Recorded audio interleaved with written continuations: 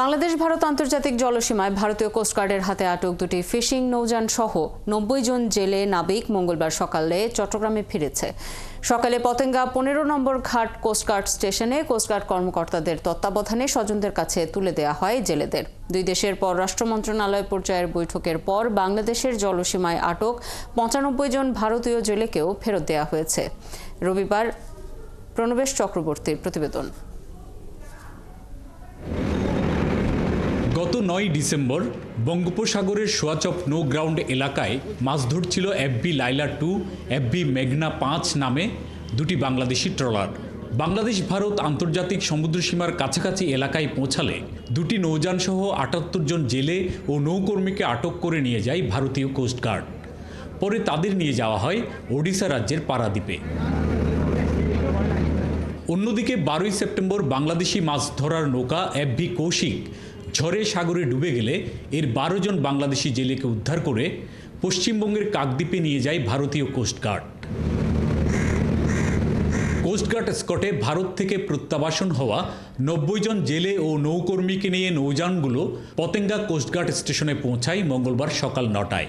কত মানুষ ছুটতে যাচ্ছিল যে থাকবে না, জীবন রাখবে না, পরে আমরা ধরে ধরে আবার আনিয়ে বইতাম। মারধর বা রেশন বা ওইগুলো কষ্ট দেয় নাই। এখন তো আল্লাহর মধ্যে আলহামদুলিল্লাহ অনেক ভালো লাগতেছে, অনেক খুশি লাগতেছে। এতদিন টেনশনে ছিলাম, এখন ছেলে ফিরে আসছে, এখন একটু ভালো লাগতেছে। ফিরে আসা জেলেরা জানান তারা দ্রুত ফিরতে পারবেন কিনা এ নিয়ে শঙ্কায় ছিলেন। দেখছি আমরা নর্মালি ফিশিং করতে গেছি, ভুলক্রমে তাদের সময় চলে গেছিলাম, হয়তো পাশাপাশি ছিলাম। তারপরে তারা বলছে ঠিক আছে আপনাদের বাংলাদেশ কোস্টগার্ডের সাথে কথা বললে আমরা দেখি কি করা যায়। বাংলাদেশ আসতে পারবো এটা আমরা আশা করিনি, তো আল্লাহ অবশেষে আনছে, আলহামদুলিল্লাহ। বর্তমান সরকার তাদের আন্তরিক প্রচেষ্টার মধ্য দিয়ে আমাদেরকে আমাদের পরিবারের কাছে ফিরিয়ে দেওয়ার যে তাদের একটা আন্তরিক প্রচেষ্টা ছিল, সেটা আসলে ভাষায় প্রকাশ করার অপেক্ষা রাখে না। গত অক্টোবর-নভেম্বর মাসে বাংলাদেশের জলসীমায় মাছ ধরার সময় আটক হয় ৯৫ জন ভারতীয় জেলে এবং জব্দ হয় তাদের ৬টি মাছ ধরার ট্রলার। পররাষ্ট্র মন্ত্রণালয় পর্যায়ে বৈঠকের পর রোববার কোস্টগার্ডের মাধ্যমে হস্তান্তর হয় দুদেশের বন্দী জেলে ও নৌকর্মীরা। তাদেরকে আমরা গত রাতে চিরঙে নিয়ে আসি। আপনারা দেখতে পাচ্ছেন দুটো জাহাজ, একই সাথে ৯০ জন জেলে, এবং তাদেরকে আমরা ইতোমধ্যে তাদের পরিবারের নিকট হস্তান্তর করেছি। আটক নৌকর্মী জেলেদের দ্রুত ফিরিয়ে আনতে সরকারের পক্ষ থেকে চেষ্টা ছিল বললেন পররাষ্ট্র মন্ত্রণালয়ের কর্মকর্তারা।